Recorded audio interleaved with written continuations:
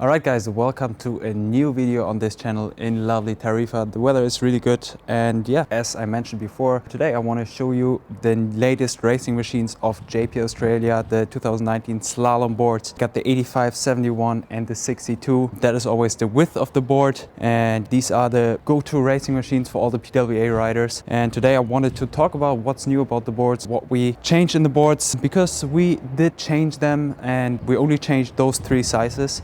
And we actually did that here in Tarifa last year. The shaper Werner Gnigler, who is in my opinion a really good shaper, came here to Tarifa and we tested them here in Tarifa, and the results were really good, and they were so good that Werner's gonna come back here to Tarifa this year and we're gonna test the new 2020 board. So I might have a little chat with him, so if you have any questions, leave them in the comments, specifically to a shaper, a board shaper, or specifically to Werner as a JP shaper. And yeah, let's get into it and see what we changed. I'm gonna start with the 85 board, which in the past already has been a really good board. And first of all, I want to say that what's mostly important to a board's performance is the back area, so about 1 foot off from the tail. And that's simply because that's the surface that touches the water in the end when you race, and the front doesn't really touch the water anymore. It makes a difference for getting planing, but for the performance in terms of control and speed and also driving, the back of the board plays a big role. That's why mainly the backs of the board are being developed. Sometimes the outline changes a little bit, but in terms of outline, nothing much has changed really. And yeah, again, this year our slalom boards are foil ready. That means you can shove a foil in and take it to foil, but yeah, the true performance lays in the slalom racing. And what we changed mainly with the big board is we made the tail a little bit thinner and wider in the end, which gives us a better stand for the foot, because it would really go, let me show you from the other side, it would really go in narrow here at the very end, and that gave your foot a little awkward of a position. So it's much more comfortable stance, and at the same time gives you the possibility to put more pressure on the fin as it's a bit wider, but at the same time we kept the volume similar, so the tail became slimmer again. At the same time, we did keep the surface area that touches the water the same, so this shape here stayed more or less the same, just the area that you stand on became a little wider. And overall I'm really happy. I got to try it out yesterday on the water and it performed really well. I have to go into further tests obviously to get the real opinion, but we tested it here in Tarifa as I said, and then the boys took it to Maui for further testing. And yeah, overall, I'm really happy how it turned out. Let's go over to my favorite board of the line, the 71. I mean, this is probably the go-to board for most of you guys. 71 centimeters wide. It holds like a 7.0 up to an 8.6, I would say. And again, we didn't change much in the front or nothing regarding the outline of the board. We did work a lot in the cutouts again, and as I said before, it's really important what we do in the back of the board, because that's gonna change the performance a lot. So as you can see, we worked in the cutout area a lot.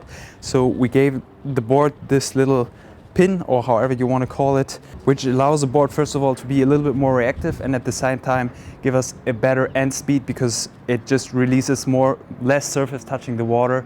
And it actually allowed us to still give the same pressure onto the fin, but at the same time release a little bit more. So we have same performance in terms of control as before, but with a better top speed and better acceleration.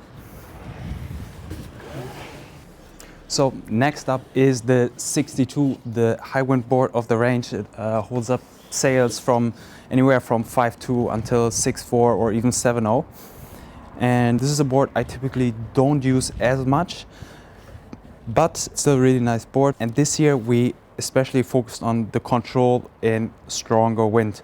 We felt that the board from last year was a little bit too powerful, so Werner redesigned the V shape of the board, which gave it a little bit better of a V flow, which resulted just in terms of testing, when we tested it, it just was instantly a little bit faster. And the surface area of the tail became much more narrow, or not much more, but you know, we're talking about a few centimeters, which is for us, which is much more. So the surface area became smaller, which gave it a little bit more release, and makes it faster in the end and gives you more control in a really, really strong wind. I think in the 62 we have one of the biggest performance improvements out of all the range.